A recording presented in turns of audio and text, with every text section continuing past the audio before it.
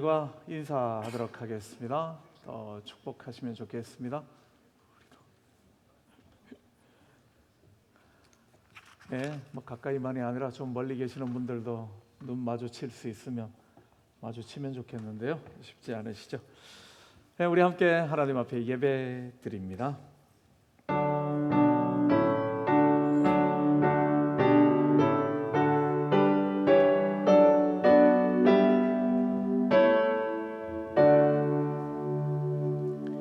온 땅이여 여호와께 노래하며 그의 구원을 날마다 선포할지어다. 그의 영광을 모든 민족 중에, 그의 기이한 행적을 만민 중에 선포할지어다. 찬양받으시기 합당하신 아버지 하나님 앞에 오늘도 우리를 불러 예배자로 서게 하시니 고맙습니다. 우리에게 행하신 구원을 노래하며 우리에게 행하신 기이한 행적들을 주님 앞에 찬양하며 만민 중에 선포하는 복된 시간 되게 하여 주시옵소서. 찬양 받으시기 합당하신 아버지 하나님 앞에 우리를 불러 모으시며 마음을 다하며 뜻을 다하며 정성을 다하여 귀한 예배자로 서게 하시니 더욱 감사드립니다. 오늘도 우리 찬양팀과 함께 드려지는 귀한 찬양 가운데 함께 하셔서 주님은 영광 받으시며 우리 모두에게는 큰 기쁨과 감사의 시간, 은혜의 시간 되게 도와 주시옵소서. 예배의 주인이심을 고백드리며 예수님 이름으로 기도드립니다. 아멘. 우리 함께 찬양팀의 인도로 하나님께 영광의 찬양 올려드릴 텐데요. 우리 어르신들 또 몸이 불편하신 분들은 자리에 앉으셔서 찬양 드리셔도 좋겠습니다.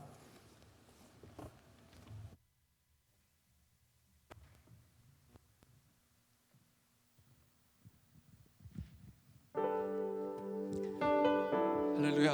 우리의 영적인 눈을 뜨게 하신 우리 하나님께 비전 찬양으로 오늘 이 시간 하나님께 먼저 찬양으로 나아갈 수 있기를 소원합니다. 우리 보좌 앞에 모였네입니다. 함께 고백하실까요? 우리 보좌 앞에 모였네. 함께 주를 찬양하며 함께 주를 찬양하며 하나님의 사랑 그 아들 주셨네. 그의 피로 우린 구원받았네. 십자가에서 쏟으신 그 사랑 강같이 온 땅에 흘러 각 나라와 족속 백성 망원에서 구원받고 주 경배 드리네.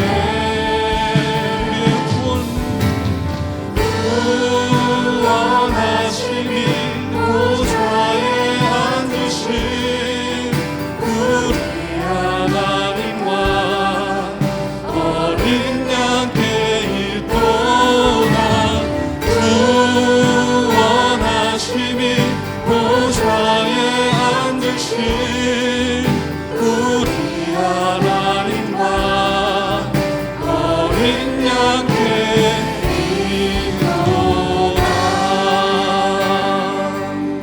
할렐루야. 우리 처음부터 다시 한번 고백하실까요?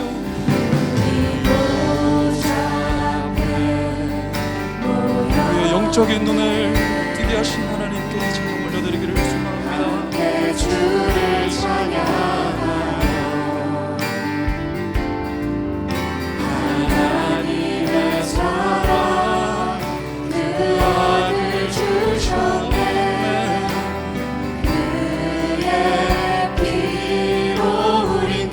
구원받았네.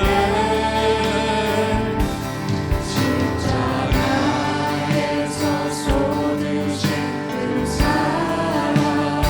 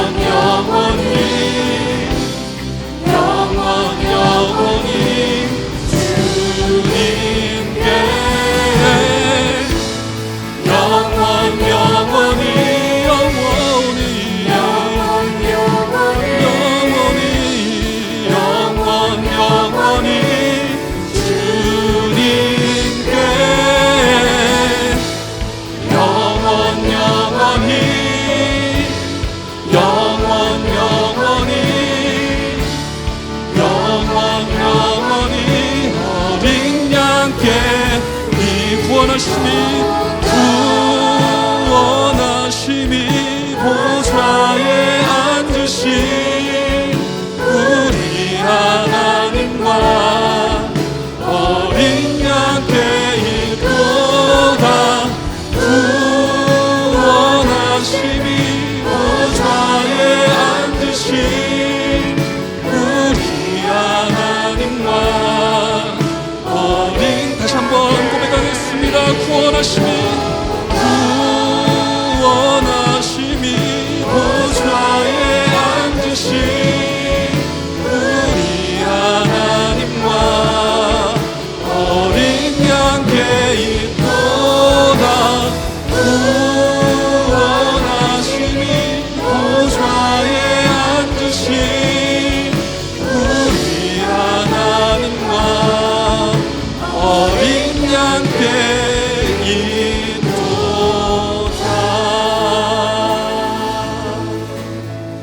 네. 이제 우리 함께 같이 박수 치시면서 함께 찬양하실까요?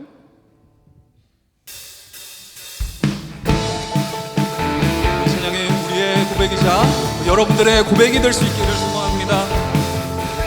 우리의 영적인 눈을 뜨게 하신 하나님께 감사함으로 찬양 고백하겠습니다. 어두운 밤에입니다. 깜깜한 밤에 새벽을 찾아 떠난다. 종이 울리고 닭이 울어도 내 눈에는 오직 밤이었어. 그러나 주님, 우리가 처음 만날 때는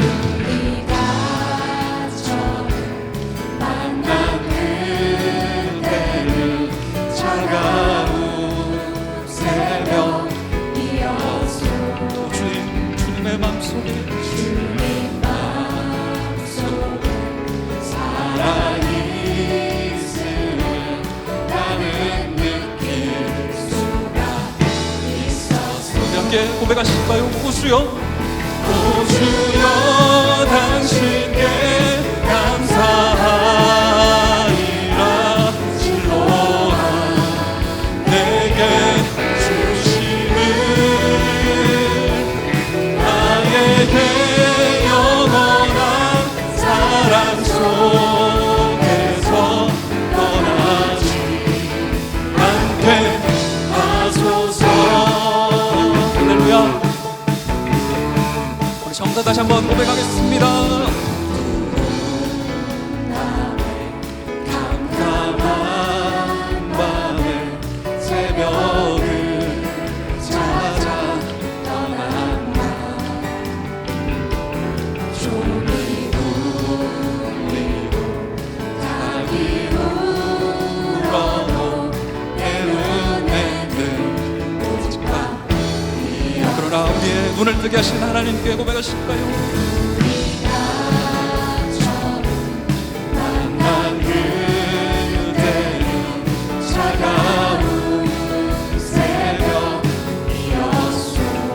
오 하나님, 주님 마음속에 사랑이 있음을 나는 느낄 수가 있었어. 우리 하나님께 감사하실까요? 오주여, 오주여 당신께 감사하리라. 진로한 내게 주심을 나에게 영원한 사랑 속에서 떠나지 않게. 우리의 믿음의 고백 다시 한번 하나님께 올려드리겠습니다. 오주여 당신께 감사하리라. 진로한 내게 주심을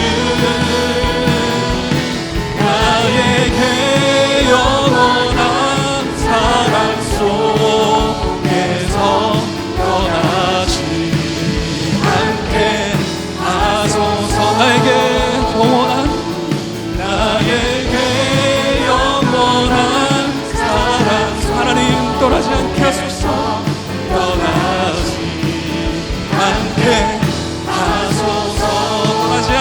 하소서. 떠나지 않게 하소서. 할렐루야. 계속해서 찬양하겠습니다. 여러분들로부터 우리의 믿음의 여정이 계속 시작되기를 소망합니다. 함께 고백하실까요? 저 높은 하늘 위로, 저 높은 하늘 위로 밝은 태양 떠오르듯이 난 주저앉지 않으리. 난 주저앉지 않으리. 오 하나님, 어떤 어려움에도 어떤 어려움에도 주의 길을 선택하리. 길 가운데로 걸으리. 우리 주님을 크게 보는 믿음 가지고, 주님을 크게 보는 믿음 가지고 이 세상에 나타내리라. 놀라운 주의 사랑을 함께 고백하겠습니다. 주의 꿈을 안고 일어나리라. 선한 능력으로 일어나리라. 이 땅의 부흥과 회복은 바로 나로부터 시작되리. 주의 꿈을 안고 일어나리라. 선한 능력으로 일어나리라. 이 땅의 부흥과 회복 바로 여러분들로부터 시작되기를 소망합니다. 할렐루야. 처음부터 다시 한번 고백하겠습니다. 저 높은 하늘 위로 밝은 태양 떠오르듯이 나 주저앉지 않으리. 우리의 믿음 위의 고백이 되기를 소망합니다. 어떤 어려움에도 주의 길을 선택하리. 이 가운데로 걸으리. 주님을 크게 보는 믿음 가지고 세상에 나타내리라. 놀라운 주의 사랑을 함께 고백하겠습니다. 주의 꿈을 안고 일어나리라. 선한 능력으로 일어나리라. 이 땅의 부흥과 회복은 바로 나로부터 시작되리. 주의 꿈을 안고 일어나리라. 선한 능력으로 일어나리라. 이 땅의 부흥과 바로 여러분들로부터 시작될 것입니다. 나로부터 시작되리. 우리 목소리 높여서 다시 한번 고백하실까요? 주의 꿈을 안고 주의 꿈을 안고 일어나리라. 선한 능력으로 일어나리라. 이 땅의 부흥과 회복은 바로 나로부터 시작되리. 주의 꿈을 안고 일어나리라. 선한 능력으로 일어나리라. 이 땅의 부흥과 회복은 바로 나로부터 시작되리. 우리의 박수로 하나님께 올려드리는 박수가 될 수 있기를 소망하며 감사함으로 하나님께 영광의 박수 올려드리겠습니다. 할렐루야.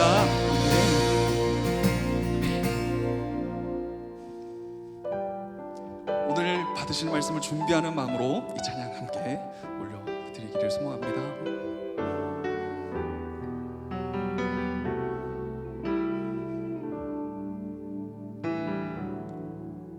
믿음과 삶을 살아내는 실력이 너무도 다른 내 모습을 볼 때에 이 모습도 주가 사랑하실까. 자신 없는 내 모습 그저 주님 앞에 있네. 계속 함께 고백하실까요? 같이 자도 사랑하여 주시고 한 번도 한 번도 나를 떠나지 않으셨네. 아픔 속에 주를 찾게 여긴 날 꾸짖지 않으시고 내 손 대신에 오직 주님 안에 두려움 없네. 고난을 통해 날 만드심을 믿네. 주님만이 내 모든 것 대신에 주의 강한 손 날 붙드시네. 우리의 믿음의 고백이 되기를 소망합니다. 오직 주님 안에 소망 있네. 내 삶을 통해 영광 받으시 주님만이 내 모든 것 대신에 주의 선하심 나 노래하네. 주님의 선하심을 다시 한번 고백하실까요? 믿음과 삶을 살아내는 실력이 너무나 다른 내 모습을 볼 때에 이 모습도 주가 사랑하실까. 자신 없는 내 모습 그저 주님 앞에 있네. 그러나 나 같은 자도 사랑하여 주시고 한 번도 나를 떠나지 않으셨네. 아픔 속에 주를 찾게 여긴 날 놓치지 않으시고 내 손 잡아주시네. 예수님의 손을 잡고 고백하실까요? 오직 주님 안에 두려움 없네. 고난을 통해 날 만드심을 믿네. 주님만이 내 모든 것 되시네. 주의 강한 손 날 붙드시네. 오직 주님 안에 소망 있네. 내 삶을 통해 영광 받으신 주님만이 내 모든 것 되시네. 주의 선하심. 우리 다시 한번 후렴 고백하겠습니다. 오직 주님 안에 주님 안에 두려움 없네. 고난을 통해 날 만드심을 믿네. 주님만이 내 모든 것 되시네. 주의 강한 손 날 붙드시네. 오직 주님 안에 소망 있네.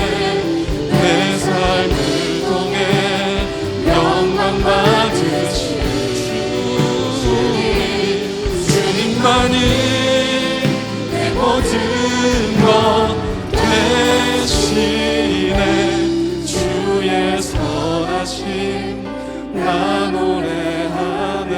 주님의 선하심 주의 선하심 나 노래하네.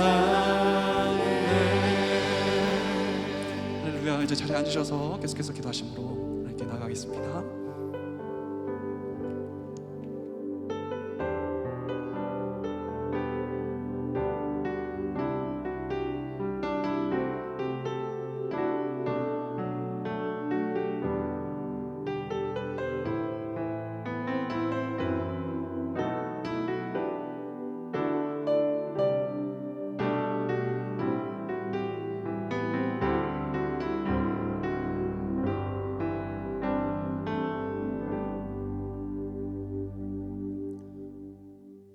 자비로우신 하나님 아버지, 우리가 아직 죄인 되었을 때 그리스도께서 우리를 위하여 죽으심으로 우리의 허물을 덮으시고 하나님의 자녀 삼아 주심 은혜를 감사드립니다.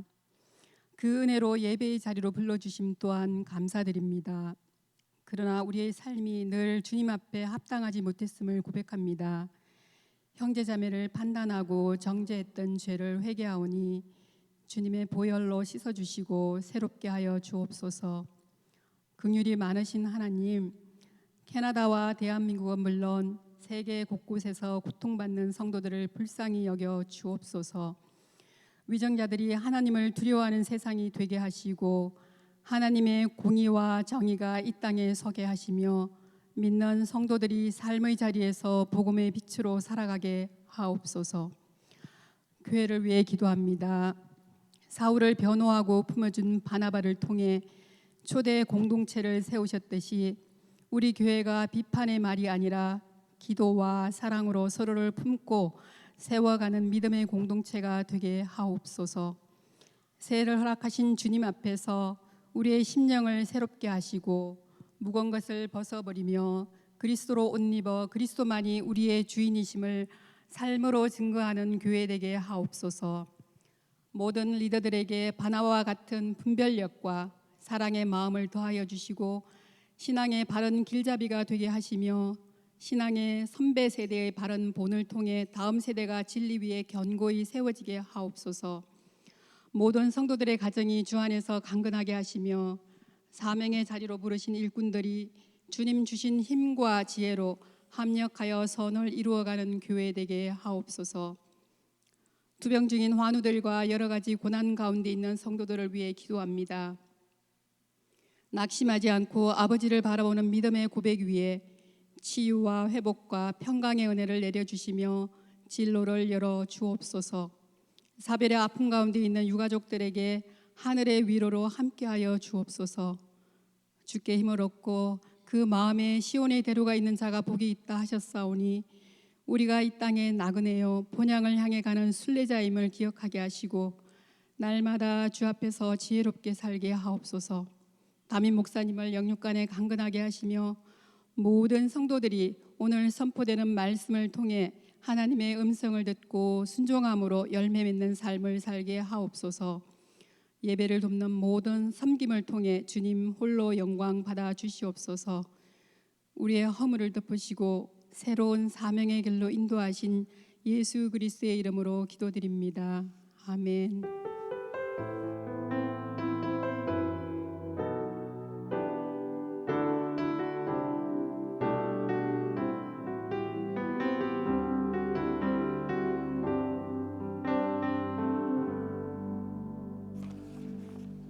1월 세 번째 주일 오늘 우리들에게 주시는 하나님의 말씀은 사도행전 9장 26절과 27절 두 절의 말씀입니다.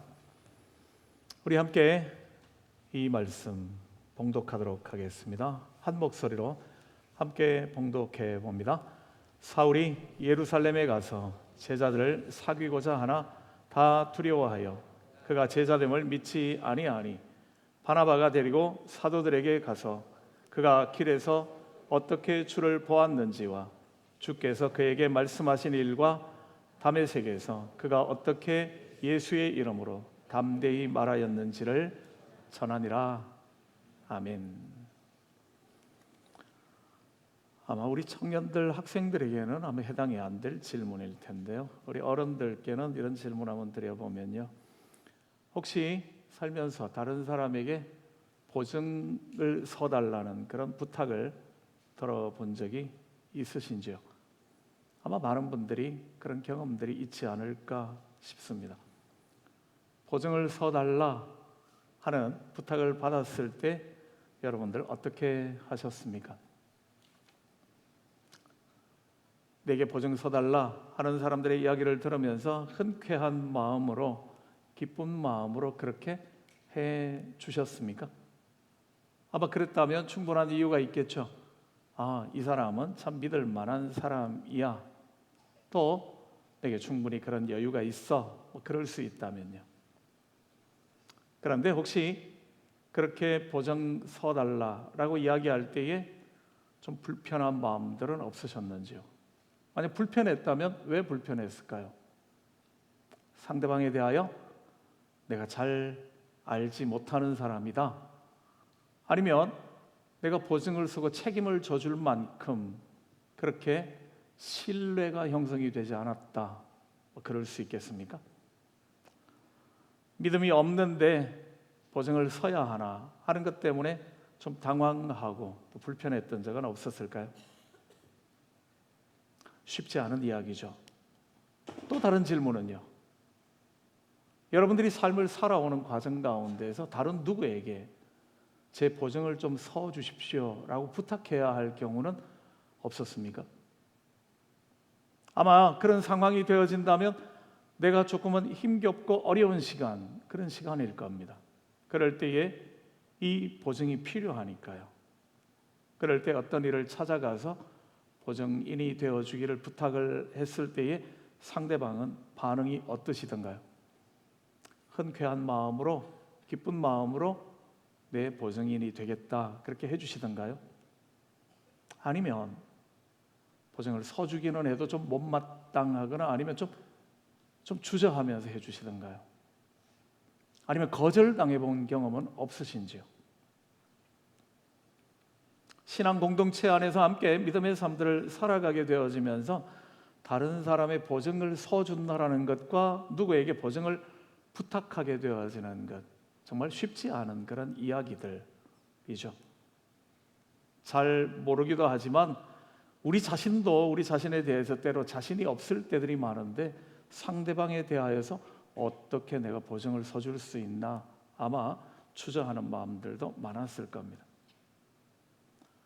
오늘 본문 말씀을 통하여 믿음의 사람 바나바, 두 번째 말씀으로 제목처럼 위험한 사람의 보증인이 되어준 사람 바나바라는 제목으로 함께 말씀을 나눠보려고 합니다. 어떻게 위험한 사람의 보증인이 되어줄 수 있었을까 하는 물음에 대답을 함께 찾아보면 좋겠습니다.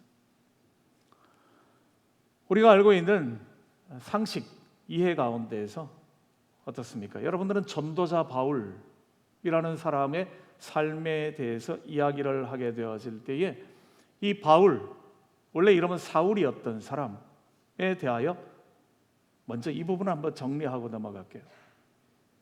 우리가 알고 있는 많은 분들이 사울이라는 이름을 가졌다가 예수 믿고 난 다음에 바울이라는 이름으로 바뀌었다, 이렇게 이해를 하시는 경우들도 많이 있는 것 같습니다. 그렇게 이해할 때에 많은 분들이 사울이라는 이름은 큰 자, 그리고 바울이라는 이름은 작은 자, 그래서 예수 믿고 난 다음에 큰 자에서 작은 자로 자기를 겸손하게 낮추었다, 이렇게 이해하시는 경우들이 있죠. 딱히 틀렸다 말하기는 좀 그렇지만 바른 이해는 아닙니다. 이 사울이며 바울이었던 사람에 대한 이해에서 그 이름을 이해할 때는 이렇게 이해하시는 게 좋습니다. 사울이라는 이름은 이게 유태식 이름이고요, 바울이라는 이름은 로마식 이름이라는 거죠. 왜 유태식 이름이 따로 있고 로마식 이름이 따로 있는가 라고 이야기할 때는 우리는 이민자들은 아마 이해를 잘 할 수 있을 것 같습니다. 우리가 이민 와서 살면서 우리 자녀들에게 한국어 이름이 있지만 영어식 이름을 지어주지 않습니까? 그래서 저희 집이라면 제가 큰딸에게는 예은이라는 이름이 있지만 그러나 그레이스라는 이름을 지어준 거죠. 그런 것과 똑같다라는 거죠. 사도 바울이 원래 이름이 두 가지 이름을 가지고 있었습니다. 그런 유태인의 혈통을 가지고 태어났지만 태어나면서부터 로마 시민권을 가지고 있었던 사람이니까요. 그의 부모가 유태식 이름으로는 사울이라는 이름을 지어주었고, 그가 로마인으로 살아야 할 때에 그것을 위하여 로마식 이름으로는 바울이라는 이름을 지어주었다는 거죠. 그래서 예수 믿고 난 다음에 이름이 바뀐 게 아니라 원래 두 이름을 가지고 있던 사람이었는데, 이 이름이 그가 1차 선교 여행을 떠나던 1차 선교 여행 중에 그의 이름이 사울이라는 이름에서 바울로 바꿔 부르게 되어지거든요. 이유는 그가 복음을 전해야 했던 모든 지역들이 바로 로마의 통치권 안에 있는 지역들, 또 이방인들을 위한 사역이었기 때문에 그렇죠. 그래서 그의 이름이 자연스럽게 복음을 전하기에 적합한 이름인 바울로 불려졌던 거죠. 그러나 바울이라는 이름의 원래 의미는 낮은 자인 것은 맞습니다. 겸손하다라는 의미이죠. 그러나 사울이라는 이름의 뜻이 큰 자, 그런 의미는 아닙니다. 사울이라는 이름은 사울 왕의 베냐민 지파였으니까요. 그 이름을 받아서 그가 부모가 그에게 이름을 지어 주었기 때문에 아마 사울처럼 왕이 되기를 원하는 마음들이 있었을지 모릅니다.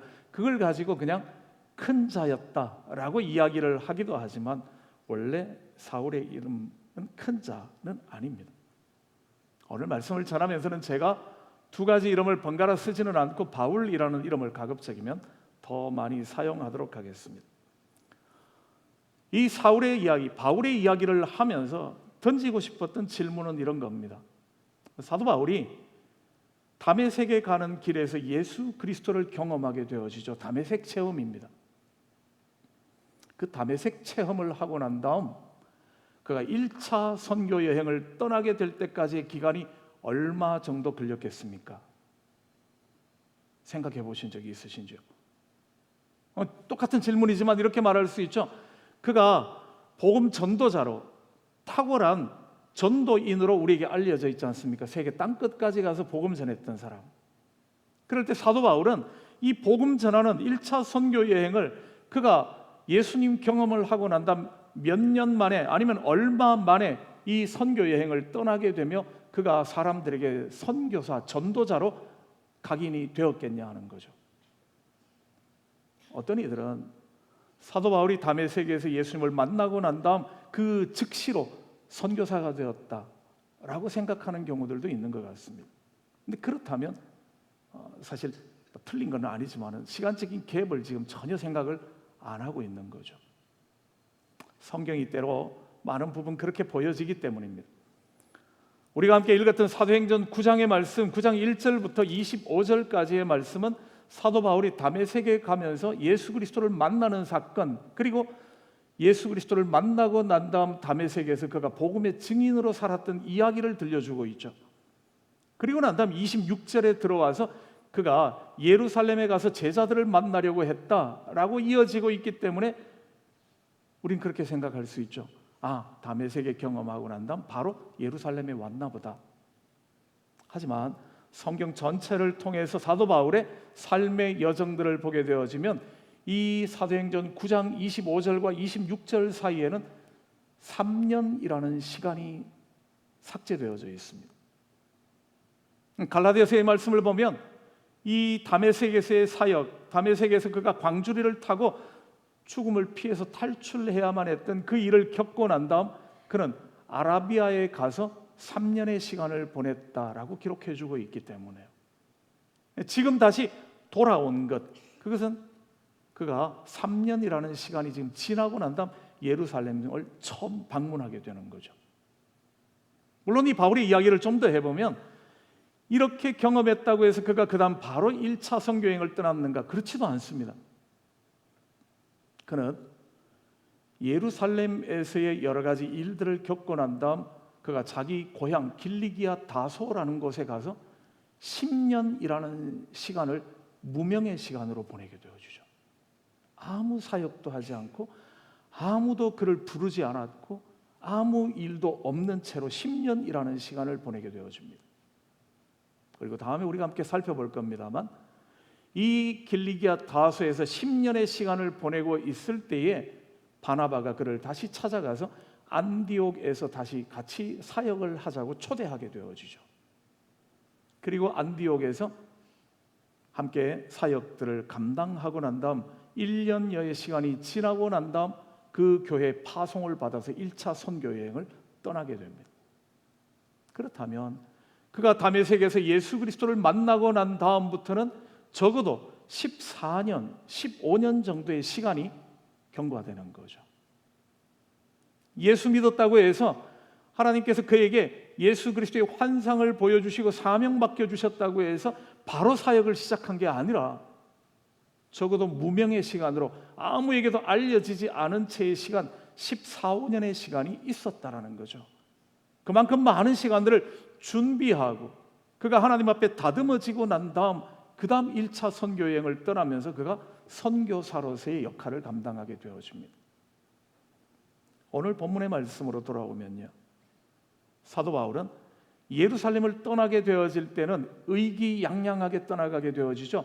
다메섹에 있는 그리스도인들을 다 잡아 잔멸하겠다, 다 죽여 없애겠다, 아니면 잡아오겠다, 그 마음을 가지고 예루살렘을 떠났습니다. 그가 예루살렘을 떠날 때에는 유태인 공동체에게는 자라나는 차세대의 리더인 거죠. 지금 예루살렘을 온통 어지럽게 만들고 있는 그 세력들을 사도 바울이 앞장서서 핍박을 했기 때문에요, 그게 혁혁한 공을 세웠기 때문에 그를 다메섹까지 보내게 되었거든요. 기독교인 공동체에는 바울이라는 이름, 사울이라는 이름을 듣기만 해도 불편한 거죠. 스데반을 순교하게 만든 사건의 증인이 되었을 뿐만 아니라 그가 예수 믿는 남녀들을 다 끌어다가 감옥에 가두게 되어지고 죽이게 되어지는 그 핍박의 자리에 앞장섰던 사람이니까요. 교회가 그로 말미암아 얼마나 큰 핍박을 받게 되어지고 교회 뿌리가 흔들린 만큼 고통을 당하게 되었는지 모릅니다. 예루살렘을 떠나 다메섹으로 갈 때에 바울의 모습은 그랬다라는 거죠. 그런데 지금 3년이 지났습니다. 그가 다시 돌아와서 예루살렘에 왔을 때의 그의 모습은요, 유태인 공동체의 입장에서 볼 때 그는 배신자죠. 변절자입니다. 떠날 때는 분명히 예수 믿는 사람을 잡아 끌고 오겠다고 갔는데요, 가서 그곳에서 달라져 버렸기 때문에 다시 지금 3년 만에 예루살렘에 나타났을 때의 그의 모습은 그가 핍박하려고 했던 복음의 증인이 되어서 나타났으니까요, 오히려 더 강력한 복음의 일꾼이 되어서 나타나 버렸습니다. 골칫거린 거죠. 다메섹에서도 유태인 공동체는 그를 죽이려고 했던 것처럼 예루살렘 공동체도 똑같은 반응을 할 수밖에 없었습니다. 그렇다면 교회 공동체의 입장은 어떠했을까요? 유태인 공동체가 그를 배신자로, 변절자로 규정을 했다면, 그러면 예루살렘에 있는 교회 공동체는 그를 우리 편으로 받아들이고 그가 예수 믿고 변화되었다더라, 그렇게 해서 일꾼으로 인정해 주었나 하면 그렇지는 않은 거죠. 오늘 교회 공동체의 모습은 이렇게 이야기를 합니다. 제자들이 그를 다 두려워하고 그가 제자됨을 믿지 아니하더라, 의심했다라는 거죠. 그럴 만도 하죠. 3년 전에 그의 모습을 기억한다면 그렇습니다. 그가 얼마나 교회를 무섭게 핍박했는지를 안다면 그를 쉽게 받아들일 수가 없는 거죠. 지금 그가 하고 있는 일이 오히려 더 큰 핍박을 가져올 수 있는, 그가 지금 더 큰 박해를 하기 위하여서 잠깐 변화한 것처럼, 회심한 것처럼 꾸미고 있을지도 모른다 하는 의심이 합리적인 의심이기 때문에요. 그렇기 때문에 바울이라는 사람, 사울이라는 사람이 예루살렘에 나타났을 때도 그를 환영할 수가 없는 거죠. 그가 만나자고 이야기를 해도 감히 만나주고 싶은 사람들이 없는 겁니다. 갈라디아서의 이야기대로 한다면 그가 지금 올라왔던 이 예루살렘에서의 모임, 만남에서 예수님의 제자 가운데서는 베드로밖에 만나지 못했다라고 기록해 주니까요. 또 다른 사람 만난 사람이 있다면 예수님의 형제, 주의 형제 야고보를 만났다라고는 기록해 주고 있습니다. 어떤 연유에서인지 제자들 전부를 만나지는 못했다라는 거죠. 어떻든 예루살렘 교회 공동체는 그를 두려워하며 의심하고 있었습니다. 유태인 공동체에는 배신자로 죽여야 될 사람이 되어 있고요, 기독교 공동체에는 그를 의심하며 받아들여 주지 않는 그러한 상황에서 아무도 바울을, 이 사울을 주목하지 않는 그런 상황이었다라는 거죠. 그 상황에 이 일을 일거에 해결해낸 사람이 바로 바나바라는 사람입니다. 그가 이 바울을 사도들에게 데리고 가죠. 그리고 적극적인 변호인이 되어줍니다. 이 바울을 위하여 사도들 앞에 설명들을 하며 이 바울의 보증인이 되어주겠다라고 적극적으로 나서게 된 거죠. 그 결과가 바로 28절입니다.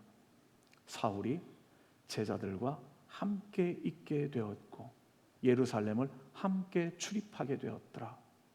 바나바 때문에요. 바울이라는 사람이 예수 믿고 난 다음 이제 처음 공식적인 무대에 등장하게 되어지는 그런 순간이 되어지는 거죠. 그리고 이렇게 그를 받아들여 주게 되었을 때에 예루살렘에 있던 비록 많은 제자들과 만나지는 못했지만 베드로와 만나 화해하고 교제의 악수를 하게 되어지고 성도들을 만나서 그 공동체 안에 받아들여지게 됨으로써 나타나는 현상을 31절은 이렇게 기록해 주고 있습니다. 온 유대와 갈릴리와 사마리아 교회가 평안하여 든든히 서가게 되었더라.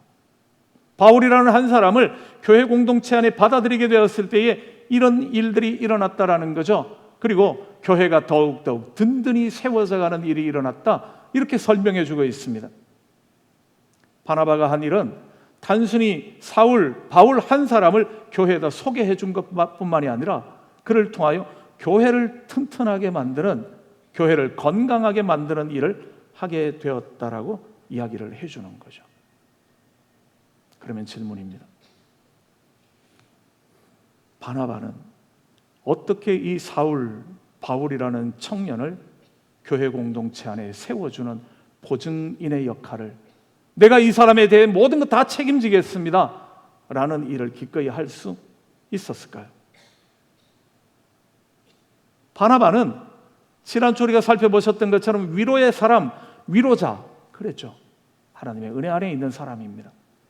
그가 위로자였기 때문에 모든 사람들을 다 보증을 서주고 있었는가? 그렇지는 않은 거죠.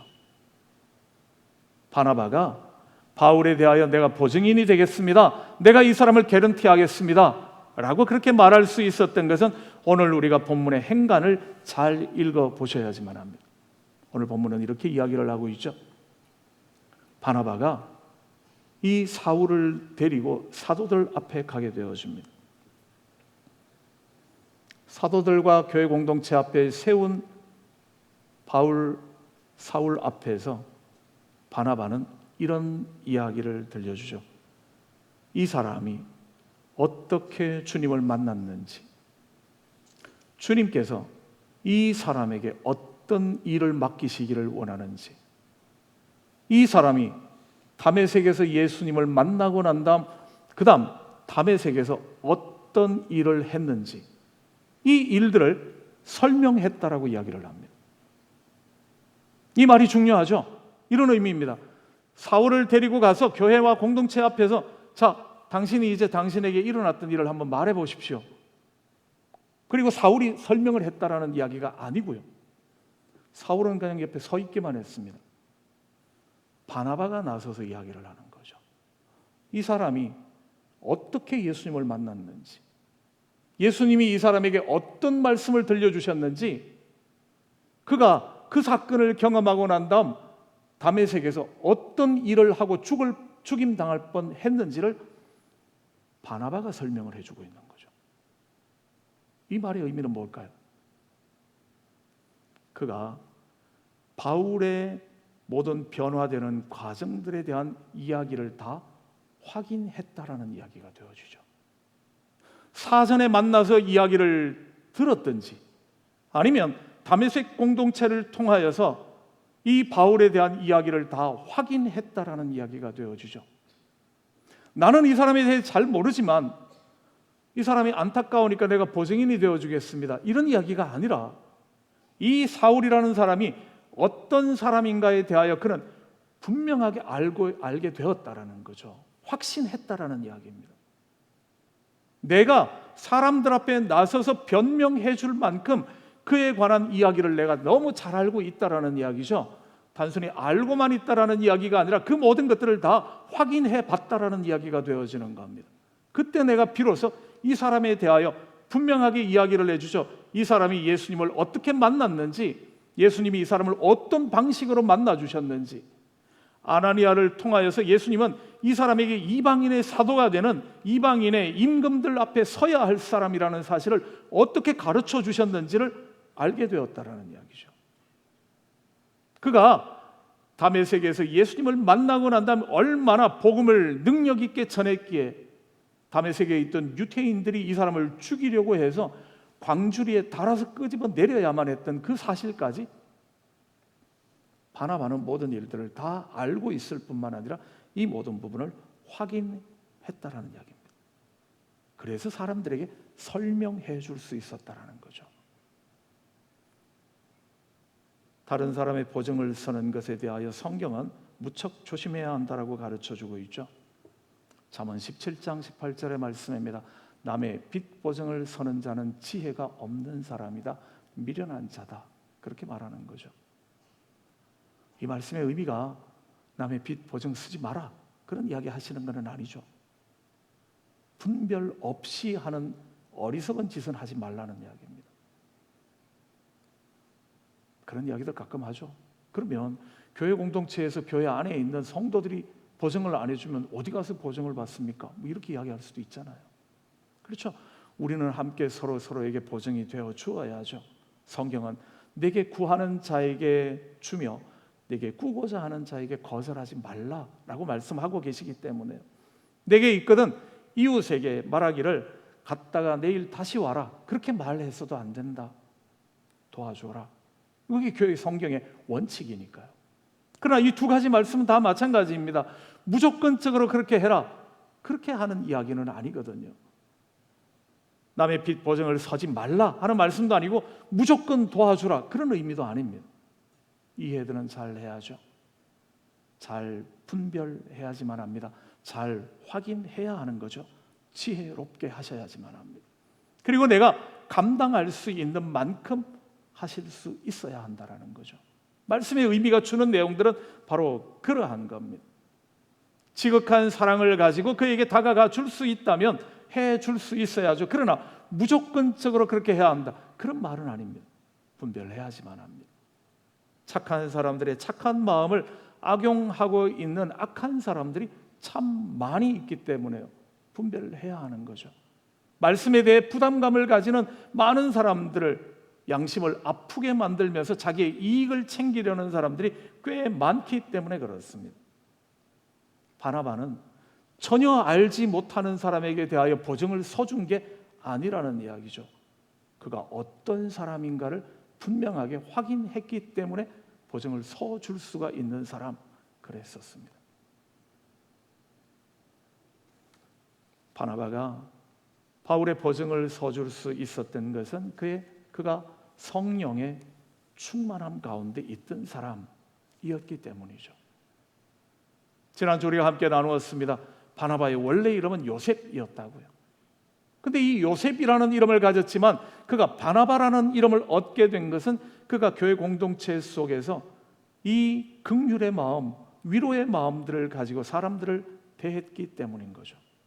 그리고 그 결정적인 것 중에 하나가 그가 자기의 밭을 팔아서 교회 공동체 안에 내놓았다라는 것에서요. 가난한 사람들을 위하여 내가 살피지 못하는 부분, 교회가 알고 있는 부분들에 대하여 교회가 내가 가진 이것을 가지고 많이 봉사해 주십시오. 내가 미처 보지 못하는 것까지 그 마음이 드러난 곳이니까요. 그래서 그는 성령에 충만한 사람이라는 거죠. 우리가 사도행전 5장의 말씀에 가보면 아나니아와 삽비라라는 사람의 이야기를 읽게 되어지죠. 그들이 성령을 회방한 사람으로서 성령을 속인 사람으로서 죽임을 당하잖아요. 그 죽임을 당하게 되어질 때 그 죽임당한 이유가 그들이 밭을 팔아서 그 값의 얼마를 떼먹었기 때문에 죽임당했다라고 생각하면 본문을 좀 오해하는 거죠. 왜 다 바치려고 했다가 조금은 떼먹었냐? 하나님께서는 그것 불편해하신다. 그런 의미가 아닌 거죠. 더 큰 의미는 이렇습니다. 밭을 팔아서 사도들의 발 앞에 갖다 놓는 행위는 성령의 은혜가 충만한 사람들이 할 수 있는 일인 거죠. 하나님의 은혜가 내게 차고 넘치기 때문에 그 은혜에 감격한 사람들이 내 밭을 팔아서 내어놓는 겁니다. 모든 사람이 했던 일은 아니었다라는 거죠. 그런데 아나니아와 삽비라는 성령의 충만함도 없이 그가 사람들에게 인정받고 싶은 마음으로 이 밭을 팔았습니다. 그리고 보니까 아까워서 떼놓았던 거죠. 그들이 죽임당하게 되어진 것은 얼마를 떼먹었기 때문에 죽임당한 것이 아니라 그들이 성령과 아무 상관없는 사람이면서 성령의 충만함 받은 사람들이 하는 행위를 지금 하고 있었기 때문에 성령을 속인 사람들이 되는 거죠. 성령께서 그들의 마음에 감동함도 없었는데요. 그런데 성령이 충만한 사람처럼 행위를 했기 때문에요. 그런 의미에서 바나바는 성령 충만한 사람이었습니다. 그런 성령 충만한 사람이 했던 일을 했기 때문에요. 그리고 죽임당하지 않았으니까요.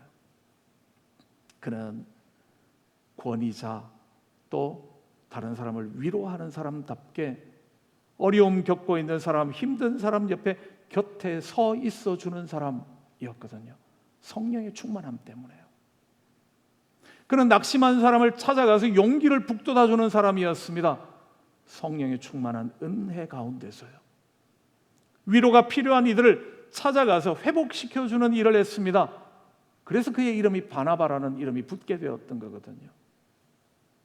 그가 그럴 수 있었던 것은 성령의 충만한 은혜 때문인 거죠. 우리가 아직 죄인 되었을 때에 우리를 위하여 찾아오셨던 주님께서 우리를 위하여 십자가에 대신 죽어주셨던 바로 그 사건을 경험하고 그 은혜 안에 있기 때문에 그 성령의 충만함이 그로 하여금 다른 사람의 곁에 서 있어주는 사람, 다른 사람에게 용기를 주는 사람, 다른 사람을 회복시켜주는 사람이 된 거죠. 성령이 함께하지 않는다면 그럴 수 없거든요. 다른 사람을 아프게 하면서도 전혀 느낌 없는 사람 되는 거죠. 다른 사람을 오히려 낙심시키는 사람이 되는 거죠. 다른 사람을 오히려 외톨이로 만들어버리는 사람이 되겠죠. 그럴 수 없기 때문에요.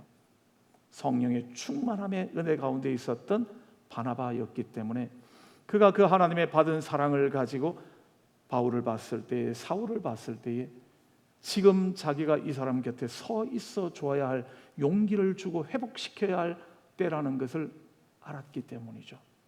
그런 사랑의 사람이니까요. 하나님의 큰 은혜를 경험한 사람이기 때문에 그랬습니다.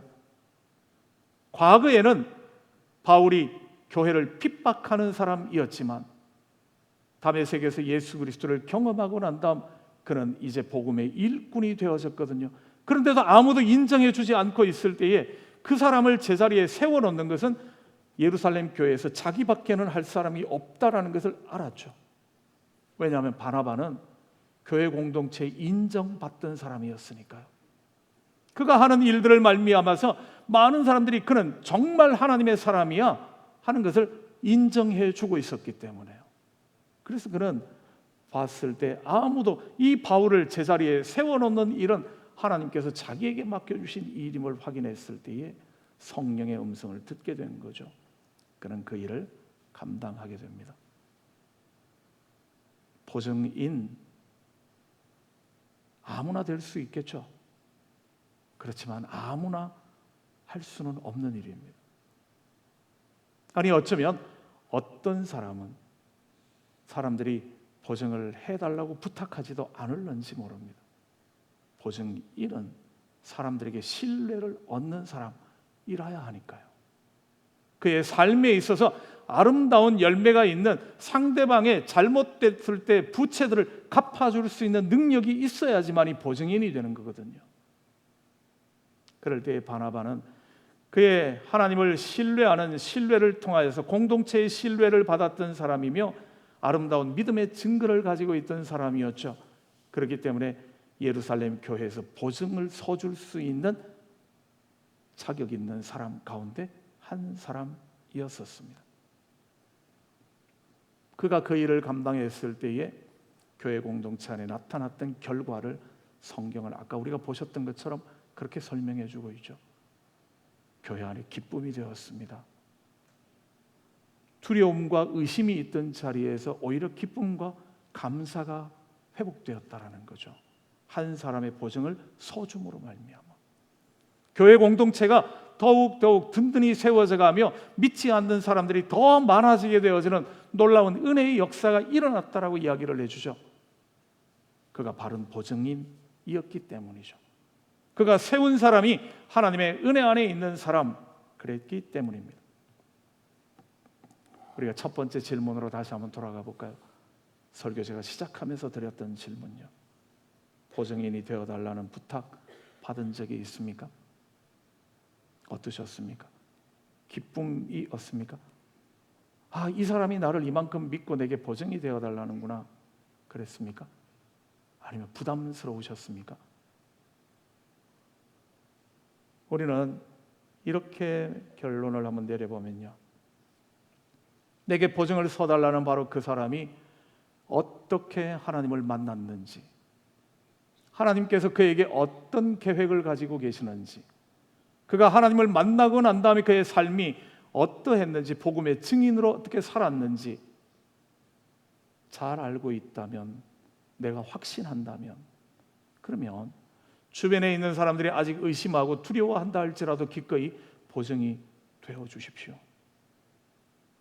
그가 어떻게 주님을 만났고 주님께서 그에게 어떤 계획을 가지고 계시고 그가 주님을 만나고 난 다음에 삶이 어떤 삶이라는 것을 알고 있다면, 그 전에는 많은 실수도 있고 잘못도 있었지만 그러나 주님을 만나고 난 다음에 그의 삶에 대하여 내가 분명한 확신이 있다면, 그러면 많은 사람들이 의심하고 두려워하고 염려한다 할지라도 보증서 주셔야 할 겁니다. 여러분들이 그렇게 하시는 순간에 하나님께서 쓰시고자 하시는 놀라운 하나님의 사람 하나를 세워가는 시간이 될 테니까요. 기꺼이 추천인이 되어 주십시오. 내가 뒷감당을 하겠다라고 해 주십시오.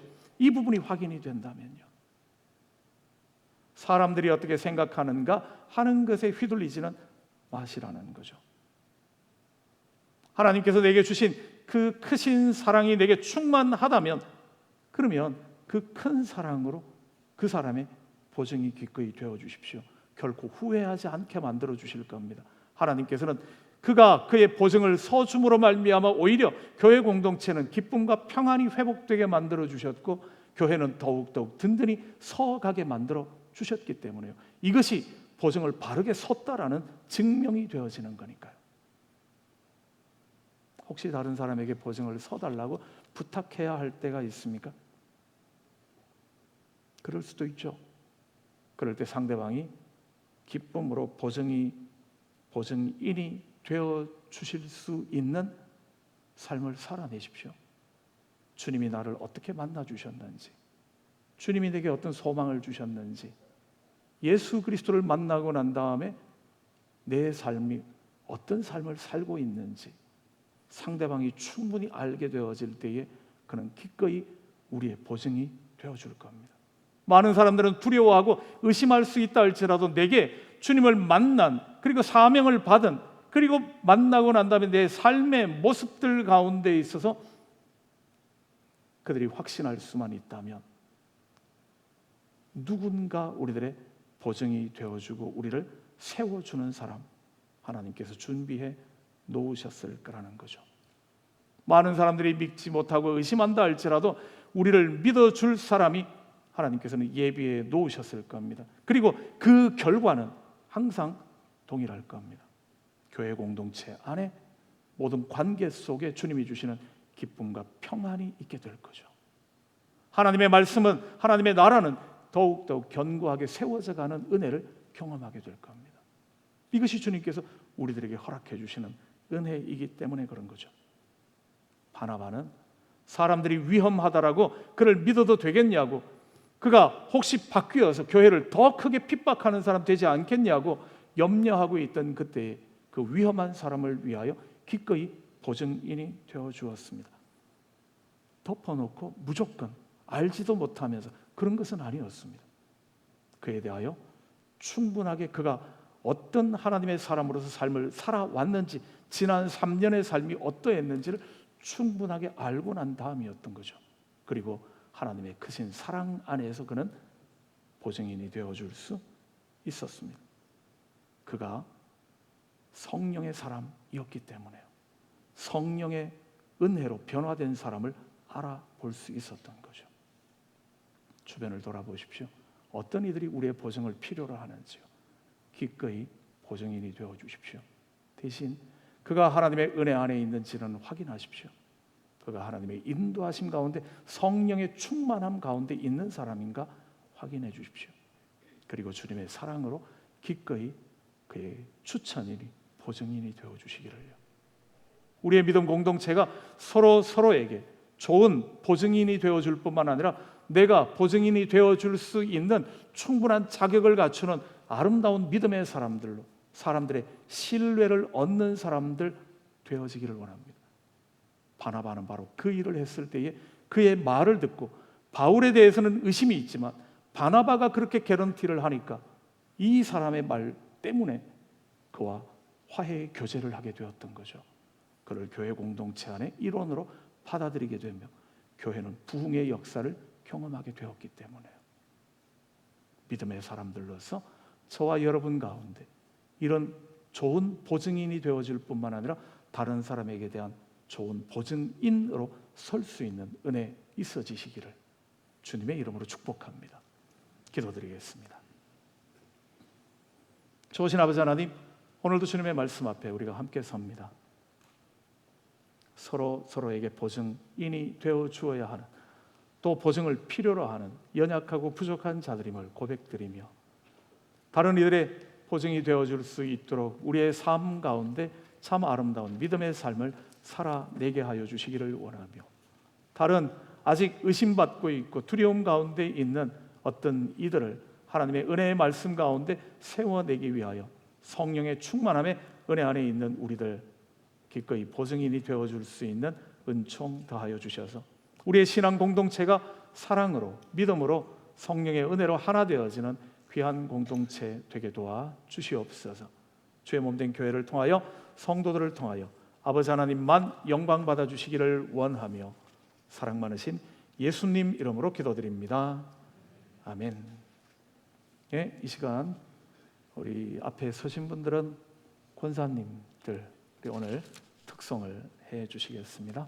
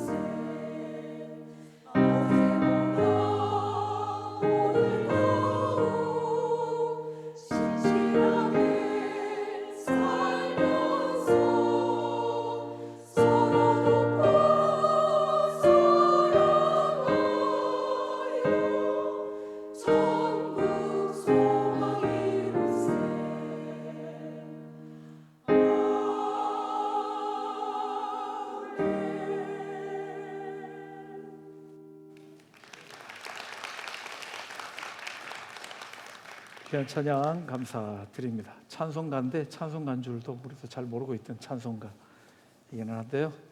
여기서 준비해 주셔서 찬양해 주셔서 고맙습니다. 네, 오늘 예배 방문하신 분이 계시는데요. 우리 영어권 예배 드리고 있다고요. 전미주 집사, 우리 부모 어머님 되시는 친정 어머님 되시는 최란 집사님 그리고 지인들 함께 예배에 참여했습니다. 감사드리고요. 몇 가지 광고 말씀드리겠습니다. 추보를 참고해 주시기를 바랍니다. 구역 모임 광고 나와 있고요. 오늘 선교회 회계 감사 있습니다. 아마 이메일로 또 장부들을 다 재정부에 제출해 달라는 그런 부탁이 있었는데요. 여러분들 아직 안 보내신 부서가 있는 것 같아서 광고해 달라는 부탁이 있었습니다. 아직 제출 못하신 우리 선교회들 제출해 주시기를 부탁드리고요. 오늘 회계 감사하고 다음 주 결산 당회 거쳐서 우리 결산 재직회 공동의회 앞으로 일정들이 진행되겠습니다. 협조해 주시기 부탁드립니다.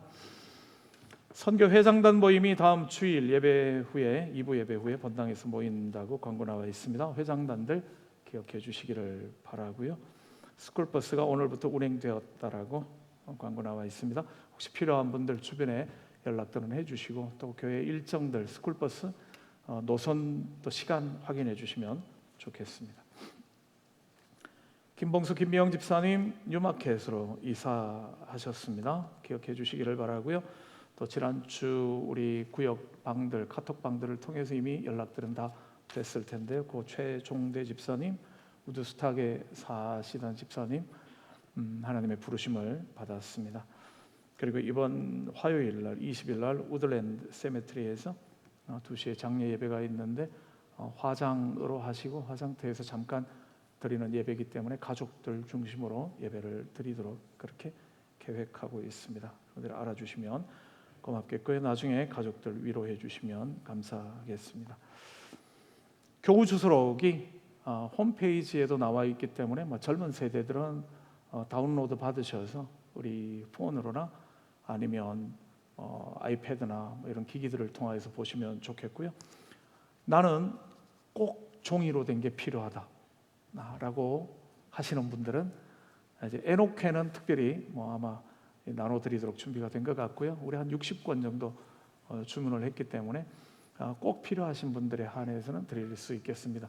일단 에녹회 어르신들 우선, 그 다음에는 구역 봉사자들이 우선, 그 다음에 남는 것에 한해서 나눠드리도록 그렇게 하겠습니다. 꼭 필요하신 분들은 아마 추첨해야 될지도 모르니까 안내 데스크에 이야기는 해주시면 고맙겠습니다.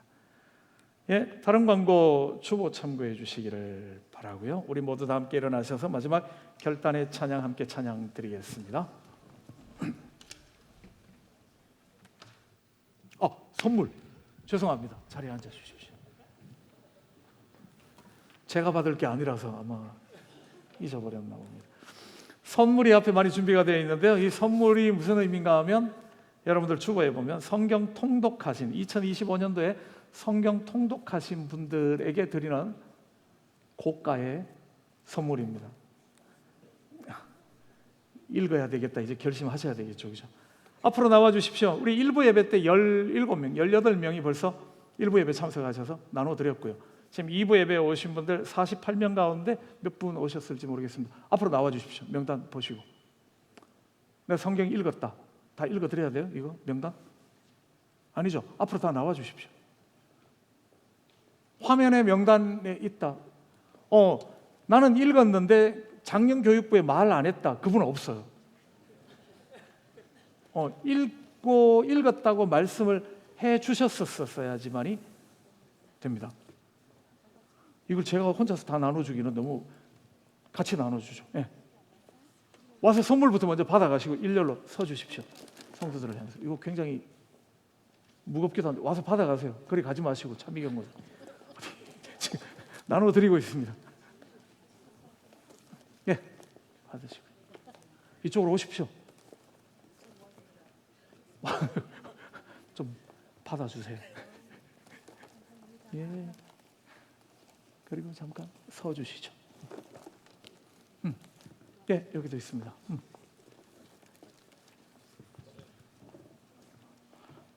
네, 일렬로 한번 서주시면요. 그래도 얼굴 한번 자랑 한번 하십시다. 네, 가운데로 오십시오.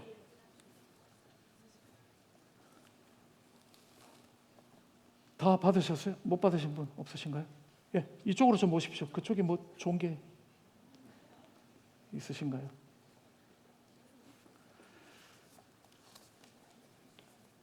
제가 명단을 보고 충격을 받았던 게 하나 있습니다.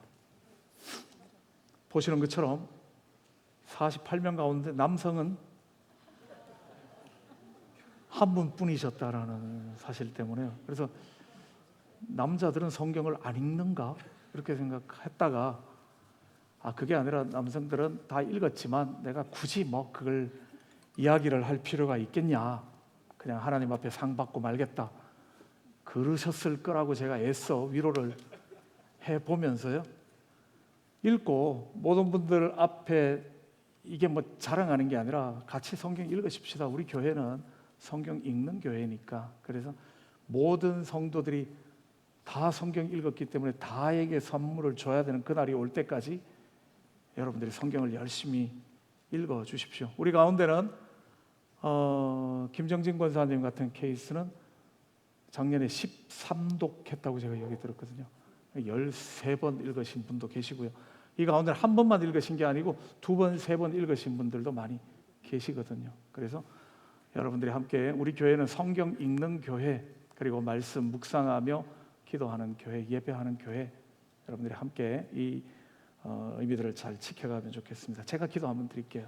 사랑의 아버지 하나님, 고맙습니다. 지난 2025년 한 해 동안 하나님의 말씀이 어찌 그리 단지요 꿀과 송이꿀보다 더 답니다 고백하며 하나님의 말씀 앞에 늘 무릎 꿇었던 귀한 이들, 우리가 작은 선물을 준비하여 전달하며 이들을 축복합니다. 이들을 통하여 우리 온 교회가 함께 말씀 읽는 교회 되게 하시며 하나님의 은혜 안에 서는 교회 되게 하여 주시옵고, 주의 말씀만이 내 발의 등이며 내 길의 비침을 늘 고백하며 살아가는 귀한 교회, 우리 런던 한인 장로교회가 되게 도와 주시옵소서. 주님의 이름으로 이들을 축복합니다.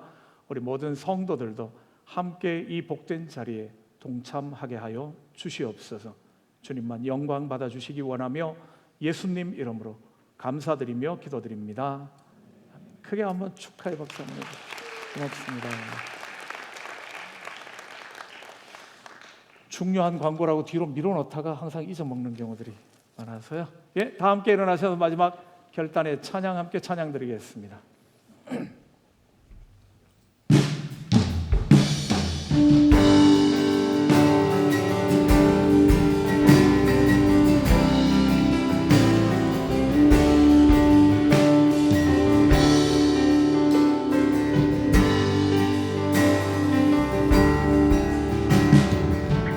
우리는 주의 움직이는 교회, 이곳은 주님을 위한 자리.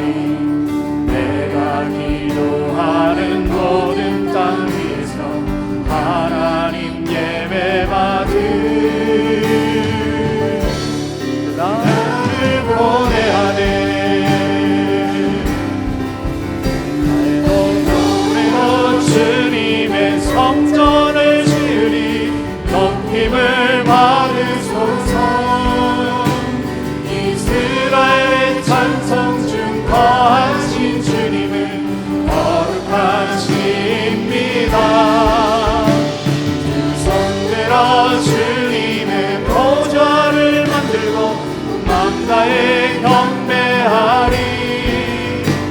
구름 날개 사이에 임하신 것처럼 내 위에 임하소서. 하나님, 우리가 이곳에 섰으니 이 땅을 치유하소서.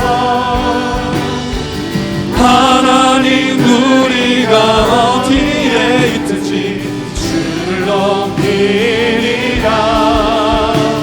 열방들아 주님을 송축할지어다. 그 발 아래 입 맞추라. 영원한 통치자 주 예수 그리스도, 그는 위대하신 왕.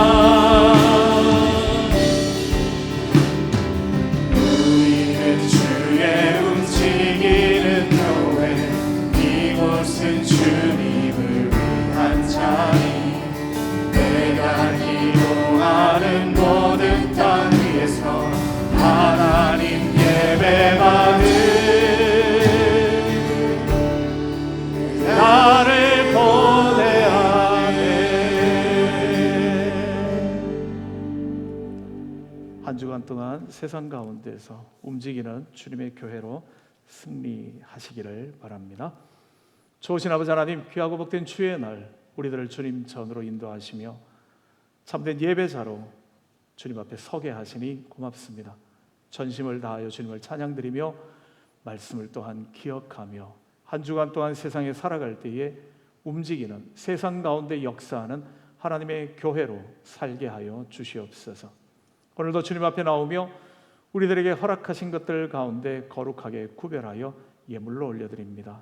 기쁘게 흠양하여 주시기를 원하며 하나님의 주인 되심을 또 주님의 은혜에 감사하며 복음이 전해지기를 원하며 드려지는 모든 예물들 가운데 함께 하시며 이 예물이 쓰여지는 곳에서 하나님의 나라는 더욱더욱 든든히 세워져 가는 은혜 있게 하여 주시옵고 하나님의 하나님 되심을 고백하며 예물을 드리는 이들에게 약속하신 하늘의 신령한 은혜로 충만하게 채워 주시옵소서. 슬픔을 당한 가정 주의 말씀으로 위로하여 주시기를 원하며 하늘나라의 소망으로 새롭게 하여 주시옵소서. 더 먼 길 출타 중인 성도들 가고 오는 발걸음 은혜와 평강으로 인도하여 주시며 또 육신의 질병으로 병석에 있는 성도들 그들에게 주님의 치유의 손길을 허락하여 주시옵고 어수속히 회복하며 복된 은혜의 자리에 함께 설 수 있도록 삶 가운데 역사하여 주시옵소서. 이제는 우리 구주 예수 그리스도의 무한하신 은혜와 아버지 하나님의 그 크신 사랑하심과 성령님의 교통하시며 늘 함께 하시는 귀한 은혜가 오늘도 다른 이들에게 기꺼이 보증이 되어줄 뿐만 아니라 그의 합당한 삶을 살기로 다짐하며 머리 숙인 주의 성도들 위에 이들의 가정과 생업 가운데 이제로부터 영원토록 함께 하시기를 간절히 축원하옵나이다. 아멘.